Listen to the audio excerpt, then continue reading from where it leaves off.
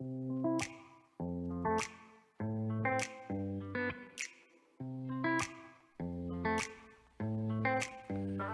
welcome back, everybody. Time once again to meet our community, the Hispanic business community here in Orange County, powered by the Orange County Hispanic Chamber of Commerce and hosted by the one man who knows everybody in the community, Ruben Franklin. Welcome, sir. I don't know everybody, but I'm getting there, Paul. So it's getting closer. You know this guy? I do. I've known Roberto for a while, and I've served on a board with Roberto, and we'll talk about him. Welcome, everybody. We have a great guest today. We have Roberto Martinez. He's somebody who's a serial entrepreneur. Braven Agency is his agency that he founded and owns. He's also a Google West coach and a Google expert. He served on the board, or he still serves on the board of the U.S. Hispanic Chamber, where I used to serve as well. So he's doing great things there. And welcome to the podcast, Roberto. Excited to be here. Always great to talk to you, Ruben, and just love what you guys are doing here at the Chamber. You guys are leading from the front. Well, thank you. Well, we'd like to start the podcast with just our guests telling us a little bit about themselves personally, like where did you grow up, family, that kind of thing, just so people know who you are. Yeah, down the street, I like to say I was born and bred here in Long Beach, California, about a 45-minute drive from where we're standing here in Irvine. Went to school locally, high school, and then went to UCLA, like you did, Ruben. Yep. Loved it. Couldn't get enough of it.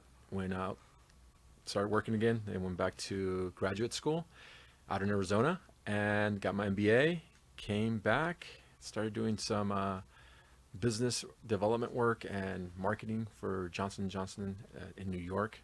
Came back to LA because I didn't really like what I was doing out there. I wanted to live where I stood. And what that meant to me is helping our small business community. My mom was an entrepreneur, my aunts are entrepreneurs. So how do I help these folks? And got certified with Stanford. I did the Stanford Business School program for LBAN. With LBAN, okay. Yes. I didn't know you did that. Okay, cool. I did, 2016. It was great. Okay. It was fantastic. We had a really cool company called Social Outlier, and we did social media before social media was a thing. Somebody wants to know what that is. I don't know what the Stanford LBAN or whatever. Yes. Oh, okay. Okay. So Stanford LBAN, Stanford got together, Stanford alum got together, Latino alumni, and said, hey, we need to help our Latino business community grow and scale. How about we create a program that allows business owners who revenue over $1 million come to Stanford, learn from Stanford, and grow at Stanford. And so they launched the LBAN network, the LBAN organization in partnership with Stanford. They got together, created amazing curriculum to help Latino entrepreneurs who revenue over $1 million grow and scale using the Stanford Business School professors, curriculum, and whatnot. And it was spearheaded for the longest time with Professor Porras. Unfortunately, right. He's a chairman now. He can't take on the full weight of the program because it's scaled so much. There's over 1,000 entrepreneurs that went through that program already. Yeah, we've had a few of our members go through that program. Yeah, fantastic quite program. Successfully. So yeah, I mean, trying to scale, because you look at numbers for small businesses, right? Most small businesses overall, 95% of them are small, under $1 million in revenue. And so the thought process, I think, behind LBAN and others, how do you get these people to go to scale, right? Like, how do you take $1 million business to 5 million, to 10 million or more? So the LBAN's a great program, and then we're part of what we do here with an SBDC, right? Small Business Development Center. We try to do something similar on a daily basis with some of our businesses and just help them grow if they want to grow. Not everybody wants to grow. Some people just like kind of being where they're at, and there's something to be said about that, right? Because you grow too fast, sometimes you implode and all that, but it's great to have resources like LBAN and things that you're helping with, because you've always been focused on small business yourself. So yeah, it's a great space to play in because it has a knock-on effect, not just with your family, because you're providing for your family, right. Not just with your employees, but with your community. I think that's one of the things that I love about you, Ruben. You really live where you stand. You believe in your market, you believe in your community, and you've invested heavily into that community. So we're just trying to follow your lead here and do the same. Yeah, well, we're pretty blessed. We're in Orange County. We have 43 miles of coastline. We have Disneyland. We have all these great universities, Cal State Fullerton, Chapman, Concordia, and others. And then we're on campus at UCI. So, you're you're on OCTalk Radio. And we're on OCTalk Radio, which is right here in the third floor where our office building is with the Beal Innovation Center. So we're pretty blessed where we're at, but we don't take that for granted, right? We want to say we want to be good stewards of who we are and what we're doing. and help business every day. That's what we do 24/7.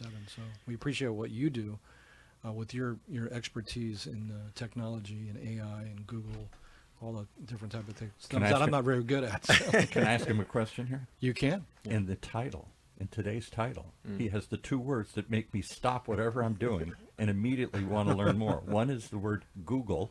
He has something to do with Google, and the other is AI. Yeah, no, I mean, the question there is, what do I do, right? Why are you here? Yeah. What's the whole point? So first of all, an embarrassment of riches that we have here in Southern California. Right. But there's a little startup in Northern California called Google, and they realized a long time ago that they need to do better at connecting with business owners, understanding and training those business owners, and meeting them where they're at. And so they created a program called Grow with Google. It's been around for 15 years prior to me joining.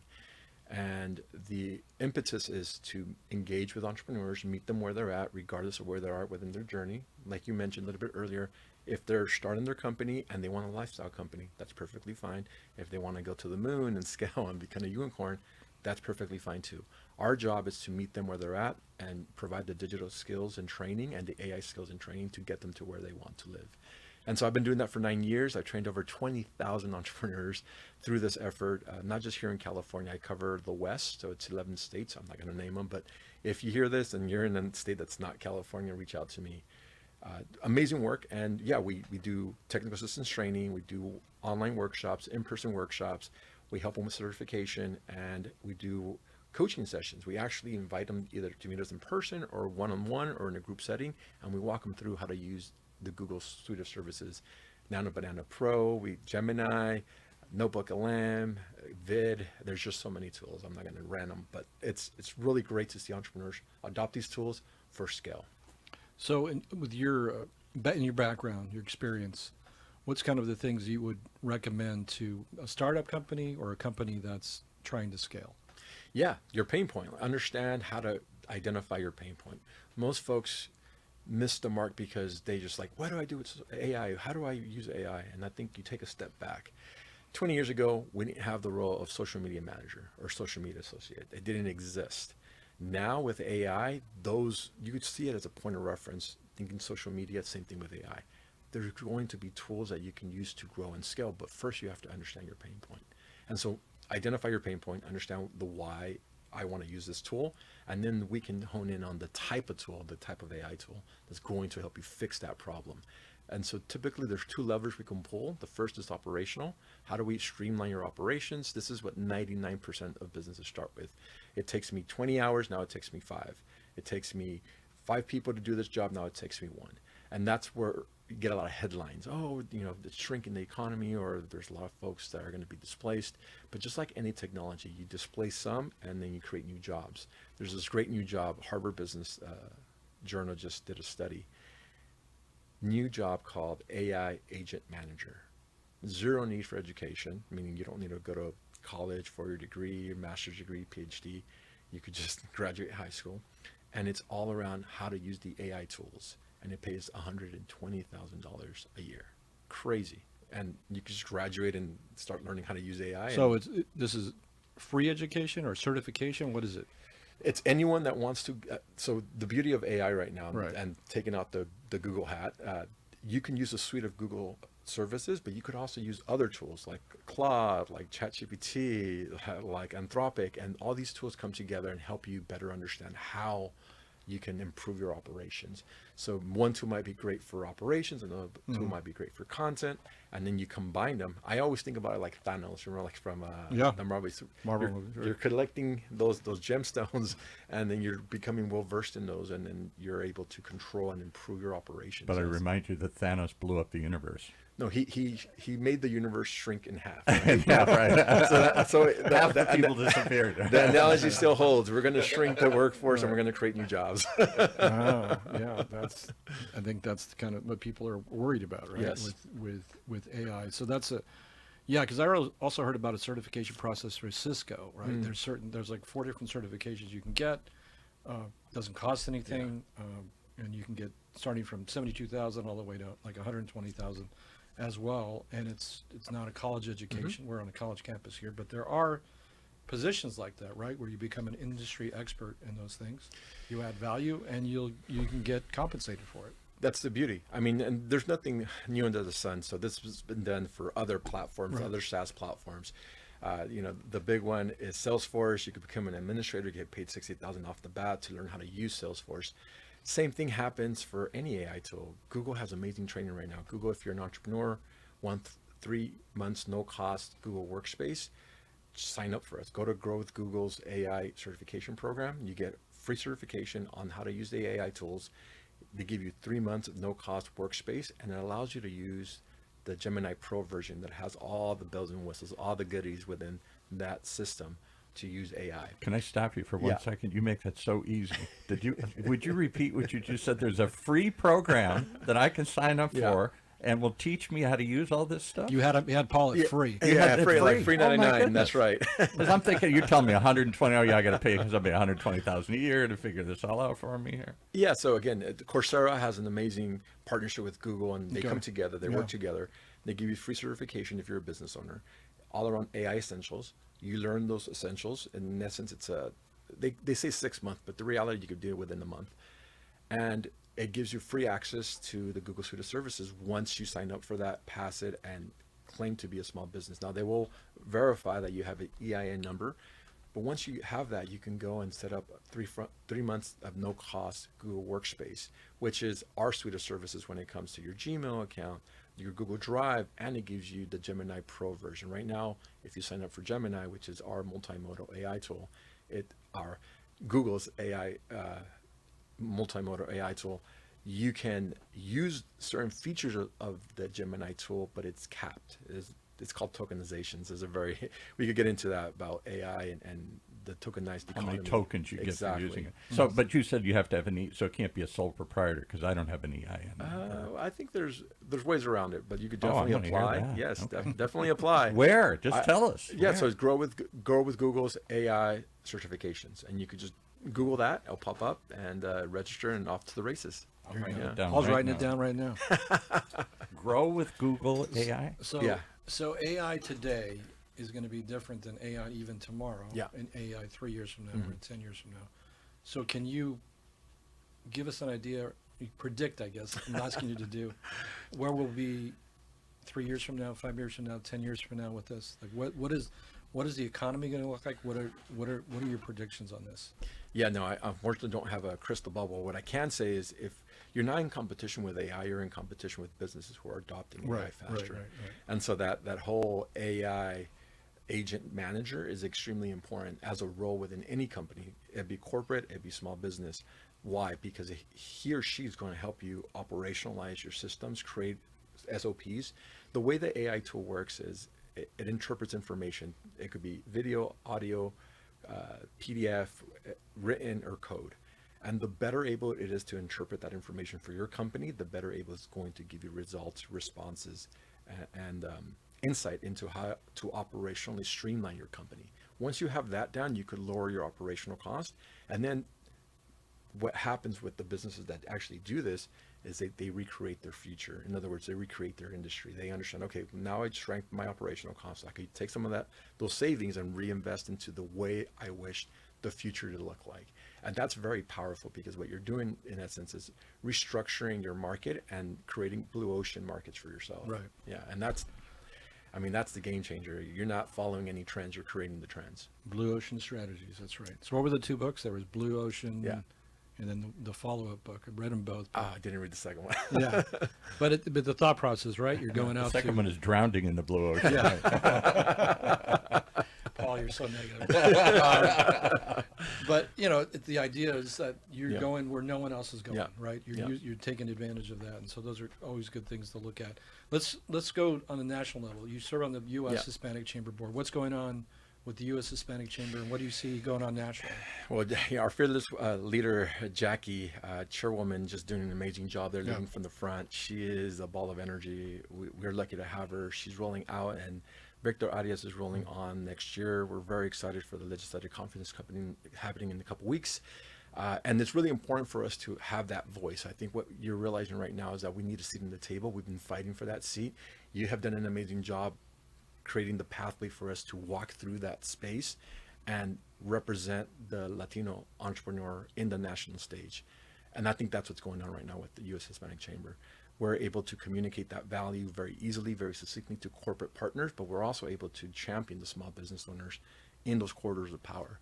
And that's why I think you served. I think that's why I was so appealed to that, the ability to serve at the board. And the beauty is we're also pulling in more talent, more folks like yourself to sit on the board. I want to make sure that we are equitable, but more than anything else, we're bringing the best and brightest that believe in the mission of bringing entrepreneurship.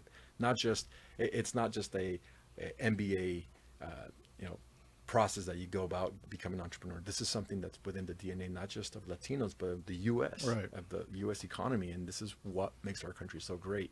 And so I think when you move away from the word Latino and just think about it as a whole ecosystem of what does it mean to be a business owner, what does it mean to have access to power, what does it mean to create the right policies when it comes to tax-based incentives, that is what we're championing. And that's what we're doing right now in the next year and a half, especially seeing it through the lens of AI, because we do not want to be left behind. 20 years ago, 25 years ago now, with the advent of the internet, some of our entrepreneurs were left behind. And you'll be surprised, COVID changed everything for us, because if you weren't online, you could still sustain yourself. COVID changed that. Now, because of the internet, if you got locked down, you couldn't sell. There was zero customers coming to your storefront. So now you were forced to digitize. AI is going to do the same thing. You're going to have to leverage that technology to be competitive in not just the regional, state, or national space, but in the global space. And China is, they're running, they're flying out there, and there's Right. less regulation. So we need the right folks at the right place, speaking truth to power in those power corridors, to make sure we bring the solutions, we bring the incentives, we bring the tax incentives to our business community. That's right. And the Latino community is I think I want to say there's 5 million Hispanic-owned enterprises nationwide. I think that's and then the average age of Latinos nationwide, about 60 plus million, is 28 years old. So it's a very young, not me included, but it's a very young cohort, right? And so you look at the trajectory, because there's some organizations that are frankly kind of aging out, right? They don't have a strong bench. We have a strong bench, right? And so here's what we do here at the chamber. We also have our youth chamber, and the beauty of that is that you have kids I call them kids or students, that are our future leaders, right? There's a reference point. You might bring a PDF, you might bring a video, an audio file to help it have some context. How do I fix this problem? It'll give you some information of how do you go about approaching that.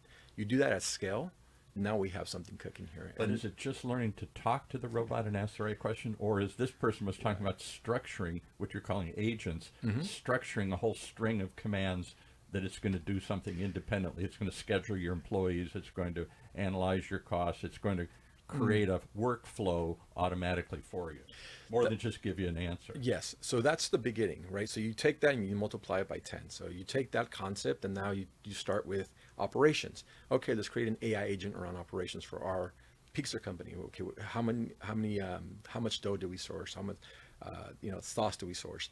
Understanding those pieces, you could create an agent with any one of those tools that I mentioned.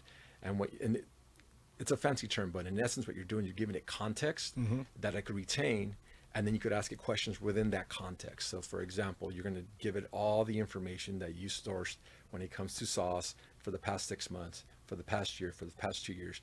You're going to give them the sales information. You're going to say how many customers, your segmentation of customers. Now with that context, you're able to add and give it different types of questions that's going to feed and provide a feedback for you to make the right business decision. That might shrink operationally your cost for sourcing now. So it's savings. Now you move over to the marketing side. Okay, now we need to create marketing content. There's AI tools like video, like imaging that could really rapidly create, not AI slop, but very directed content that's going to engage with your prospective customer. You might say, here's my messaging strategy, here's my brand ID, here's my current customer base, here's my social media sites. You download all the data. One of the best things that's happened in recent memory is that we have access to a ton of data. It used to be that only the big players have access. Right. As a small business now, you could go to your social media page, like on LinkedIn, IG, TikTok, whatever site you're in. You could download all that data. You could go to your website. You could download all that data, and guess what you're going to do with that data? You're going to move it over to your Gemini, to your Claude, and you're going to have it interpret that data for marketing purposes. And then you create an agent for that marketing purpose so it could understand your sales cycle, why you would sell it at this point, benchmark it against your competitors nationally, regionally, citywide, and it's going to give you the insight you need to drive revenue, to drive And when you say agent, you really mean a process. It's going to create an automated process. That's the beauty. We have to use short form. When we talk about agents, what you're doing is you're doing anything that's repetitive. Right. So if you're running a social media marketing campaign for the month of March, you can use that process for April. And now it just repeats the process over again and again and again. And the more data it has, the better it is at predicting. So I can ask it a question, I can have it interpret the data, or I can actually have it set up an automated system to produce something or do something. Yeah, the more you fall into that rabbit hole, the more you can actually have them create the content, the imaging, the video, whatever it happens to be on the marketing side, the scheduling. Yes, you could integrate with other platforms. So let's say you're using a Edgar or a HubSpot or a Hootsuite. You can integrate your agent with those platforms, and now they can set up the post themselves without having a human. Now, what I would tell you is you still need a human in the loop. That's a very classic term, and you need to watch out for hallucinations. Hallucinations are false positives. The data still needs to be interpreted, right? We as humans still need to interpret that data and make sense of it. And that's where the magic sauce comes in, right? That's what makes you distinct, and that's why AI will not replace you at this point in time. So every industry is going to be impacted by it. Every industry is going to need it. Are there certain industries where this is just going to be a game changer, whether it's healthcare, or what are kind of the industries where you think AI is just going to explode even more? Pizza making. It's going to be robots making pizza making. I don't want to try that pizza. I'd rather have a guy from Brooklyn and make my pizza. But no, so anything that's repetitive in nature. So you just nailed it. Healthcare, very certain aspects of healthcare is very repetitive, like imaging, very repetitive. Right. Anything like lawyers, anything that has rules-based and structured, that's repetitive. That's easily replaceable. Okay. Like CPA, accountants, replaceable, repetitive. Anything like that is going to be the first folks that are going to be affected. CPAs and lawyers gathering outside the studio with pitchforks. Pitchforks, yeah. So we've offshored some work, in past years, right? Yes. Whether it's CPA work, is AI going to allow us to capture that work here instead of offshoring some Ruben, of that you're work? Brilliant. You're freaking brilliant. That's exactly right. I mean, you just hit it. You just hit a grand slam. That's exactly what I see happening. That if you want to talk about prediction in the future, a lot of the companies, 1990s all the way to now, how they made their money, they're nearshored, offshored, right? You lower that labor cost, Right. Talk NAFTA how you want, but that's how these big multinational corporations made their money. And the smaller businesses that were able to catch up to that learning curve were able to do that and outsource it, lower their operational costs, capture that value, and reinvest it to their company. Now with AI, you could bring the jobs back, present company included. I realized that I don't need the headcount that I needed before for repetitive tasks like copywriting, graphic design work, web development. Like there's some of the stuff that I still need a human here in the United States that has the culture and the ethos of what it means to be an American.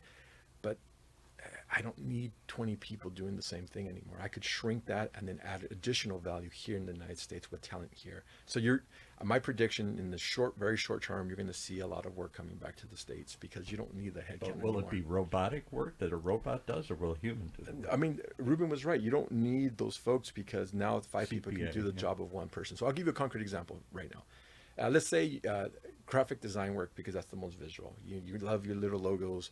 It used to be 15, 20 hours to create a logo, 2 or 3 iterations. So you show them 3 examples, and then the customer comes back and say, I don't like this style. I want that style, blah, blah, blah. You go back, iterate, iterate, 20 hours. Now, AI can give 3 concepts very quickly. There's still a graphic designer in the back end that can make amendments and edits to those 3 and communicate with the customer. So soft skills are going to be extremely important. So those 20 hours now shrink to about 7-8 hours because we got your 3 concepts. We can edit these with the human, but we didn't have to spend the first 10 hours creating those first 3 concepts. And so that lowers the cost. Same thing with websites, same thing with copywriting. You could literally clone your writing style. You can upload it to your agent, to your creative agent, It'll learn your diction. It'll learn your ums and your ips and your flows, your humor. And now when you create the content, it creates it in your voice. Obviously, the human still has to review it. But now that shrinks copywriting from 15 hours, 10 hours to create an article, a blog, to 2 to 3 hours. And so you just see this across the board in anything like that is repetitive like that. What are the implications for education with AI? I mean, I'm just thinking out loud, right? Yeah. You look at it from K through 12, from high school, community colleges. We're at a university. I haven't even seen any actually data or research papers on this. What have you seen? Make education institutions obsolete? Well, no, not obsolete, but just what their focus is going to have to be, and how early can somebody in kindergarten be adopting AI? Yeah. I'm assuming they can, right? And all the way through. And are we accelerating the learning curve? So this is something near and dear to my heart, because this is all around workforce development and needing to build the future workforce today of tomorrow. Right. That's whoever figures that out on the government side is going to drastically change our economy, drastically change our society. But to your point, it's entrenched. How do I say this in a way that makes I don't get in trouble? Because the truth is, I sit on boards on the UC and CSU side, and I see how difficult it is to change curriculum, and they're entrenched, and it is what it is. I understand that. I understand that certain professors might want to change the curriculum, but it's a little bit late. Versus the community colleges have a little bit more wiggle room.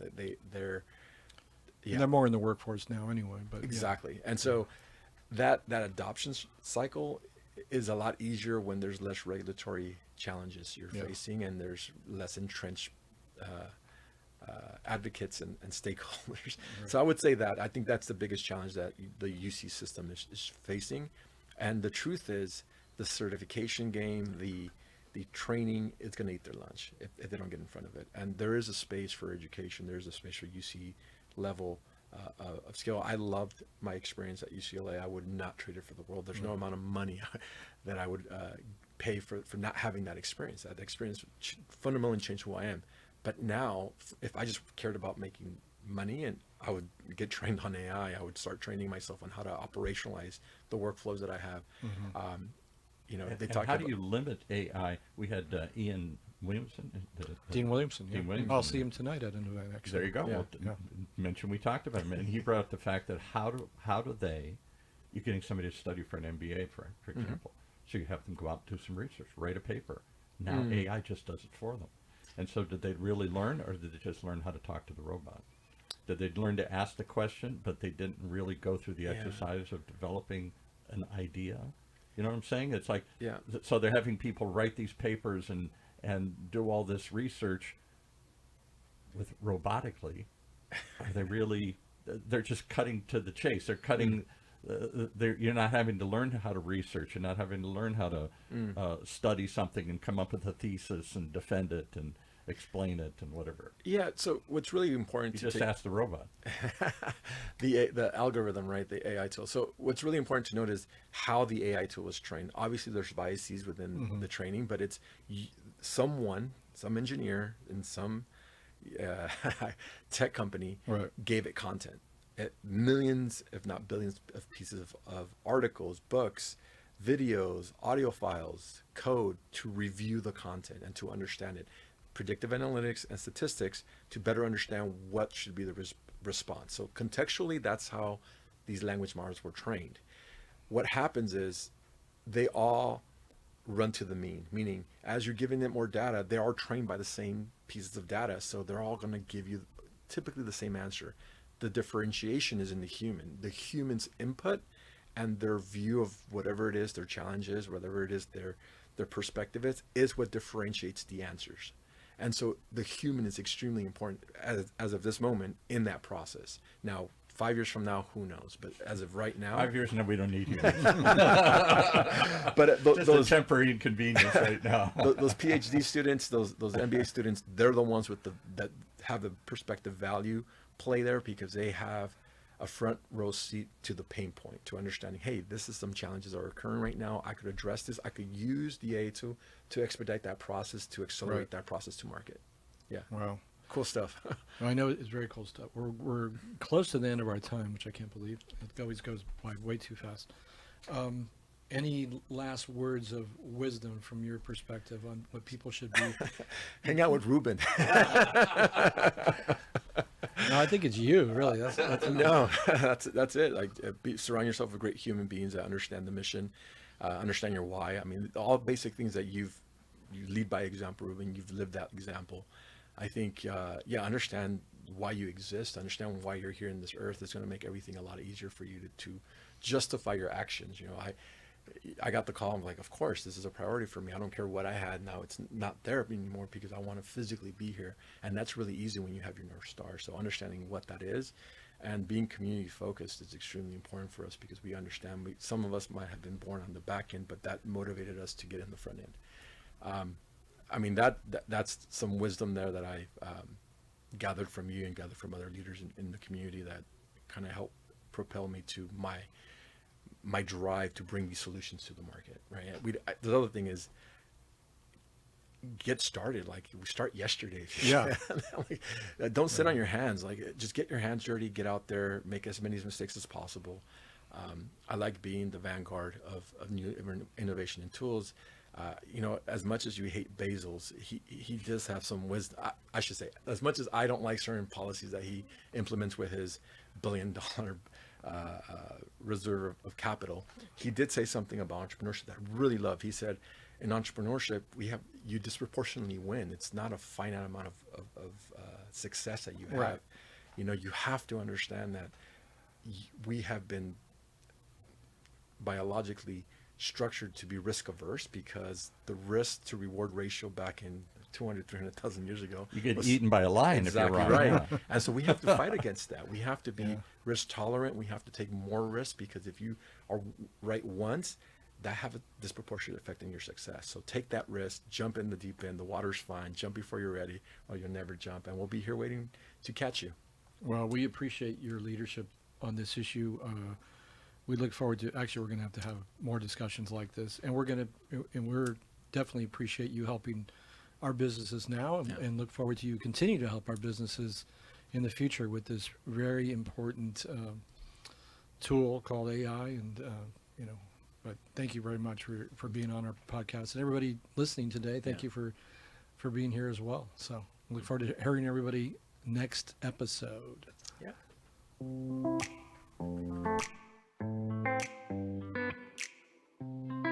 Well, there you have it, some provoking reasons to tune in and find out what's happening in our community, today's community and tomorrow's community, as we talk about both on this show. It's Orange County's only community radio station, OC Talk Radio, streaming live from our studios here at the University of California, Irvine's Beale Applied Innovation Center.